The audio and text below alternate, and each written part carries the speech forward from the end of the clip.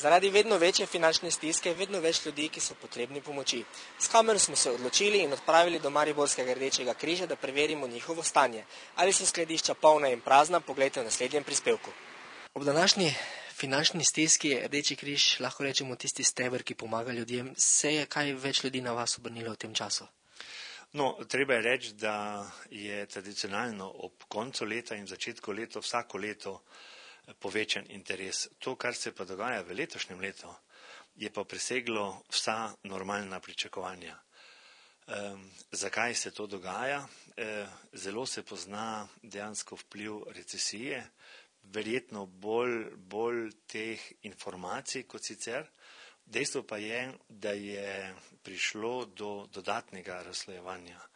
In sicer veliko ljudi, ki ne prejema polnih pokojnin in zaradi relativno mrzle zime praktično nima več sredstev za poravnavo stroškov za prebivanje in je število upravičencev se v zadnjih 3 mesecih v Rdečem križu Slovenije povečalo za 17 000. To je dejansko zelo veliko. Samo za območno združenje Rdečega križa Maribor pa lahko rečem, da so se povečale zahteve ali pa pričakovanja vsaj 30-40 pri segmentu prehrambenih paketov celo 50%. V Sloveniji nekako je Rdeči križ v zadnjih dnevih, pa tudi v zadnjih tednih je bila podana v medije izjava, da primanjkuje paketov, da so potrebni tudi neke pomoči. Kako je tu zatem v Mariboru, ali je tudi v Mariboru tako stanje kritično?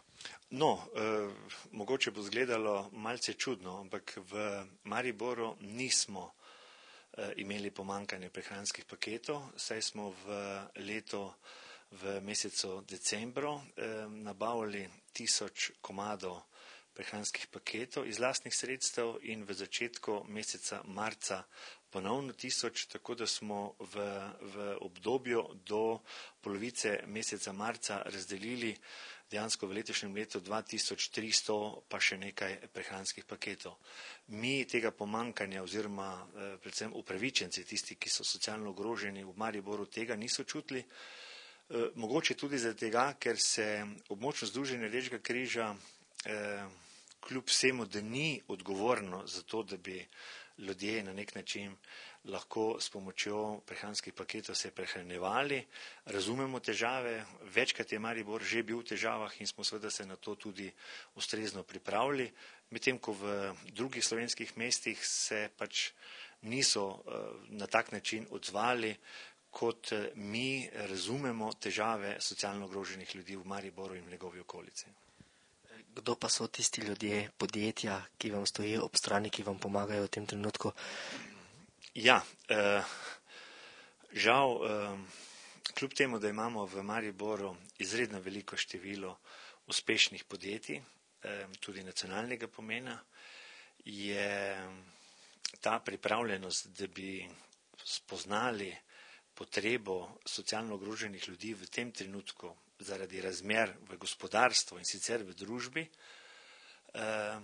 ne morem govoriti o tem, da so nam podjetja posebej pomagala. Mi sicer peljemo sedaj akcijo Rdečega križa Slovenije, lepo je deliti, da bi zbrali dovolj finančnih sredstev, da bi dodatno lahko premoščali stisko ljudi pri prehranjevanju, ker imamo željo, da bi vsak človek v bistvu vsaj enkrat na dan imel en topel obrok. To mislim, da bi si ljudje zaslužili. Predvsem pa tisti, ki niso sami po svoji krivdi izgubili bodisi delo, bodisi da so postali bolani, da so ostareli, da si sami ne morejo pomagati. Mislim, da bi to družba, se pravi država, lokalne skupnosti, morale tem ljudem zagotoviti toliko sredstev, da bi lahko preživeli človeka vredno življenje.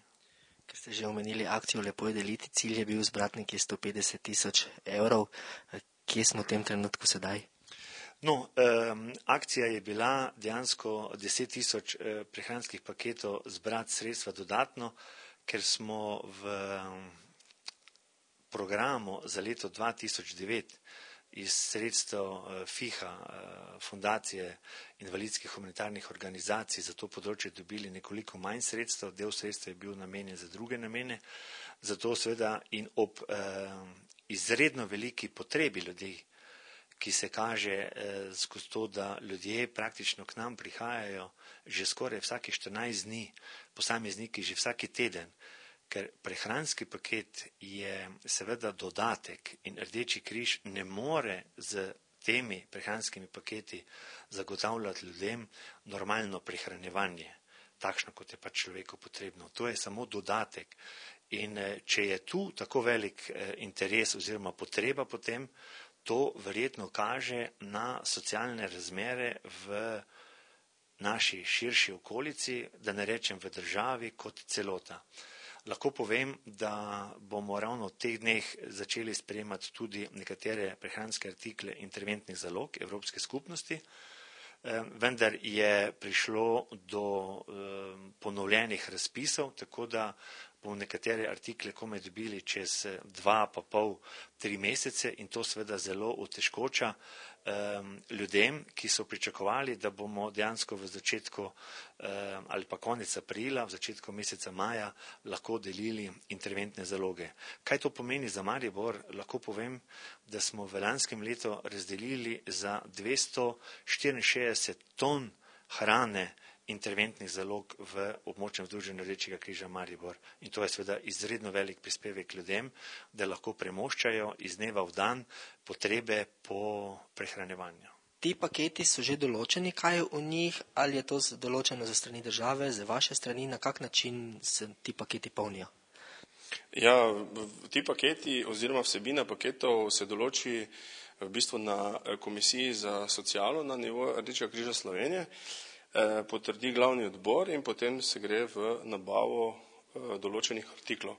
Teh artiklov je v današnjih paketih 17 in so, bom rekel, različni. Od riža, testenin, kave, keksov, sladkorja, belega olja, marmelade, sardin, v glavnem vsega pomalo.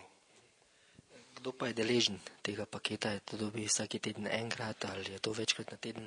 Na kak način se ti paketi delijo?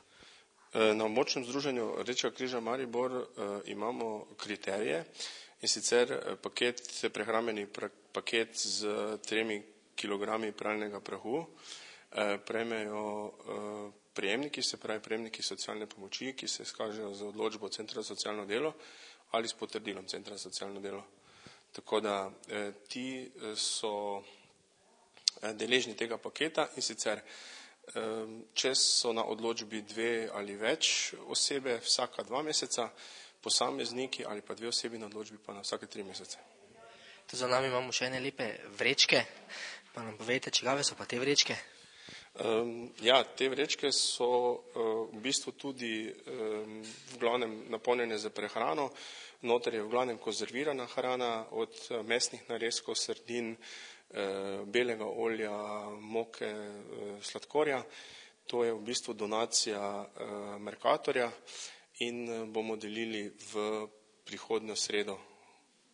Teh paketov je 220, tako da mislim, da bodo vsi, ki bodo prišli v sredo, deležni te, bom rekel, kar dobre, lepe donacije.